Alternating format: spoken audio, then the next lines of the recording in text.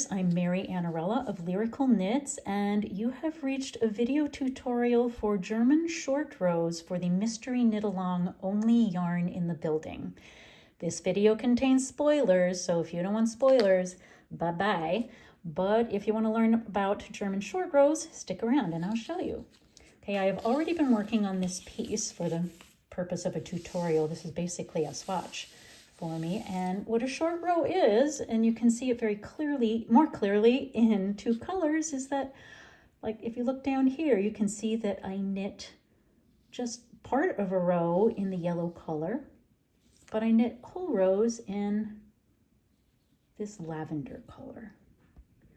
Okay, for the purpose of this video, this lavender gray color here is C1, color 1, and our yellow here, this mustardy yellow, is our CC. So the directions have you, even at the very beginning, because you're going to be repeating these, let's see, it says with the CC knit 10. So let's do that. 1, 2, 3, 4, 5. You can listen to me count stitches. Oh boy. But I'm a knitter and I really can't count very well. So we have 3, 6, 9, 10 stitches. All right, so we have knit our 10 stitches in the CC. It says knit 10, yep, got that. And then it says SR. SR stands for short row. So what this means is that we're not gonna knit all the way to the end of this row here. Instead, we're gonna turn around, but we gotta do something with this next stitch first. With German short rows, what you will do then, okay, we'll knit our 10, then it says short row. For German short rowing, it means knit that next stitch. So basically we've knit 11, haven't we? Knit that next stitch, turn your work to the other side. There we go. And with the yarn held to the front, held forward, that means towards you, slip that stitch that you just knit purlwise. So there we go. All right, so we slipped it, but we got to do one more thing. Now what we have to do is take our CC, take our working yarn and flip it up and over the needle. See how that pulled that stitch there? Now we have created what is called a double stitch, or DS. And really all that the double stitch is that it's each leg of the stitch, that last stitch that you knit on the previous row. But that's our double stitch. I like to keep it snug, so I keep it close to the tip of my needle, which helps it stay a little tighter. And then I knit the next stitch, and you know, I keep it kind of snug, but I don't tug it too hard. Right. Let's see, then the directions say to knit to the last stitch. Okay, can do that, and I don't have to count, so that's wonderful. And then we make one left. So I got to fish out this little running thread, pop it onto the left needle, and basically knit to the back of it. That twists it.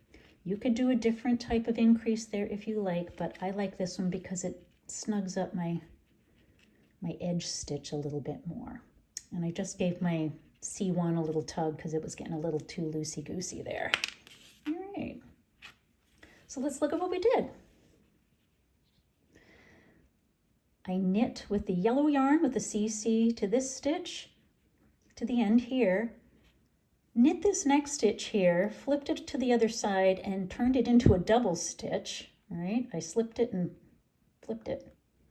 And then I knit right back to the end over here. All right, that's going to throw off our stitch count, isn't it? Because we did an increase over here, but we didn't do the corresponding decrease over here. That will be taken care of in the next couple of rows that we do with our C1, okay? And the other thing we have to do is that we're going to knit down this way with the C1, but can you see that we have an extra row over here? That's going to make the whole thing flare, so we have to balance this short row over here with a short row on this side. So that's what the directions have you do. Get my yellow yarn out of the way so I can pull out my C1. And the directions say with C1, okay, I got that. knit to the last 2 stitches, taking care to work that short rowed stitch appropriately. All right, I wrote it that way because working it appropriately means different things for different types of short row techniques. And for German short rows, it means we got to deal with that double stitch. So we'll knit to the double stitch. Okay, and it's much easier to see, I think, in 2 colors like this. So I'm glad I'm showing it to you this way. This yellow one is not our double stitch, but it's next to it. So there's no debating there which one it is. So I'll knit that one. Now I need to work my double stitch appropriately. Okay, you might be tempted to knit this leg and then knit the second leg, but then that's going to throw off your stitch count and it's going to look wonky. So we don't want to do that. Instead, what you do is you basically knit the double stitch as though you're doing a knit 2 together. So you insert your needle basically underneath both of those legs of the stitch and just knit it as though it were a knit 2 together. And voila, that is handling the double stitch. Okay, so the directions did tell us to knit to the last 2 stitches. Oops. So I'll do that. And I'm not going to count them yet. There we go. And then it says to knit the 2 together. You can do it as a slip knit if you find that easier and neat enough, but for my style of knitting, I get a nicer knit edge here, a nicer garter edge here if I knit them together. I don't know, it's just, I played around with several different decreases and that is the one I liked best. Okay, now it's the directions say, okay, this is a wrong side row, and you can tell by the way the garter stripes there look. It says knit 16. So, oh boy, you get to hear me count to 16 stitches. This pattern will get you really good at counting. So you know what?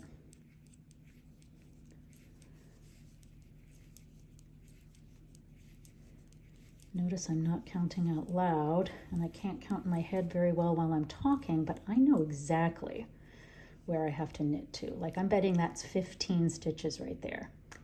The directions say 16 though, so I'm just seeing here, this last one, that's where I did the double stitch, and I can tell because it's this last little bit of yellow yarn there, and you want to knit that stitch. That's going to be our 16th stitch. So let me just make sure. 3, 6, 9, 12, 15, and 16. Perfect.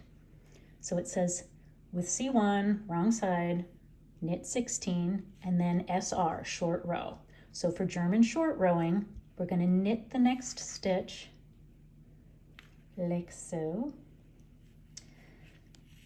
Turn your work, and with the working yarn held forward to your front, slip it purlwise, and then pull the working yarn up and over your work to make a double stitch. Now this one's single color, so we got to watch for it when we come back to it later. Let's see. And then it just says, let's see, what did the directions say? Short row, so I did that, and then it says knit to the last 2 stitches and knit 2 together.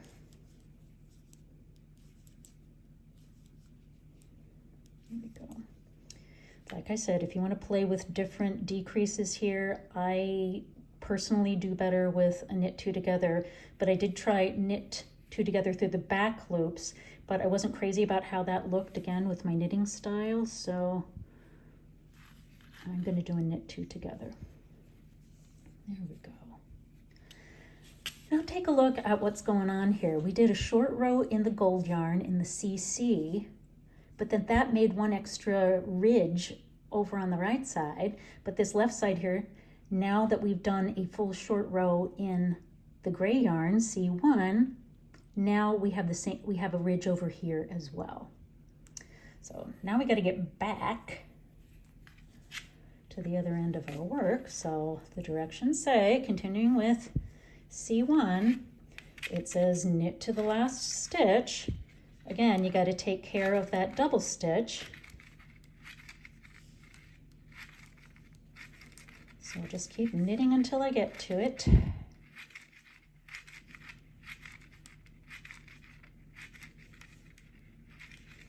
And I slow down when I'm coming up to it because I want to make sure I can see that these two here are the double stitch and that this one is just a normal stitch.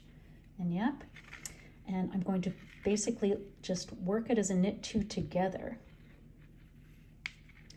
And German short rows are so interesting. It's like, how does it work? Basically, it becomes a squashed stitch because you flip it over like that, and the yarn that you use to knit it to begin with becomes kind of a hook, kind of like a wrap and turn hooks it in a different way. It's very interesting. I've thought a lot about short rows while working on this shawl. And now I'm going to do my make one. There we go, and knit one. Give that a little tug to keep it kind of snug. Please also notice in this pattern that the shaping, the increase or the decrease, comes at the end of a row. I don't do one at the beginning of a row. Like if you're thinking, why didn't Mary design this to just do a right side row increase here and decrease at the end so that we didn't have to worry about it on the back row? And the answer to that is I get a nice neater edge the way I do it this way, by putting them always at the end of the row. That the end of a right side row, at least in this section, is going to have knit two together, and the end of a wrong side row will have a make one increase before that last stitch. I find that it just kind of picks up some of the slack, because for a lot of people, the edges of our garter stitch can get a little wonky, and I'm trying to avoid that somewhat. Mostly I'm just looking for the neatest, nicest looking, easy way to do something. So I hope you've enjoyed this tutorial, and if you need a different tutorial for the wrap and turn, that one is available as well. So go find that. The link is in your pattern, and I hope that you are enjoying the knit along very much. Ta-ta.